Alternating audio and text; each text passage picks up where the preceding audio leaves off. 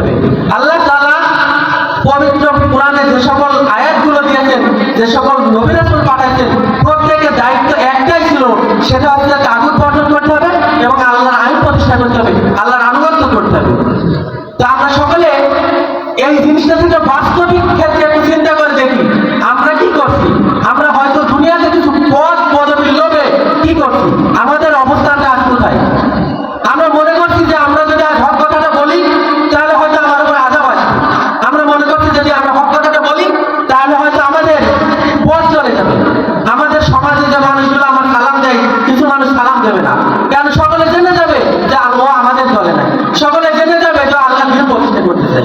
আরে ভাই, দুনিয়াতে কে আপনাকে ভালোবাসলো, কে আপনাকে ঘৃণা করলো, কে আপনাকে সালাম দিল, কে আপনার প্রতিরোধ, আপনার বিপক্ষে গেলে এটা বড় কথা নাই। আপনার বুঝতে হবে পৃথিবীতে সব থেকে বড় কাজ হচ্ছে ইমান নিয়ে বেঁচে থাকা, সব থেকে বড় কাজ হচ্ছে আল্লাহ দুনিয়ায় আল্লাহ দিনের জন্য মুমিন হয়ে বেঁচে থাকা। সুতরাং আমরা সকলে এই সংক্ষিপ্ত যে আলোচনাটি করলাম, আপনারা সকলে একটা জিনিস বোঝার চেষ্টা করুন, আল্লাহ দুনিয়ায় আল্লাহ দিনকে প্রতিষ্ঠা করার জন্য যেমন ইমানকে বাঁচিয়ে রাখতে হবে, তেমন দিন প্রতিষ্ঠার জন্য চেষ্টাও করে যেতে হবে।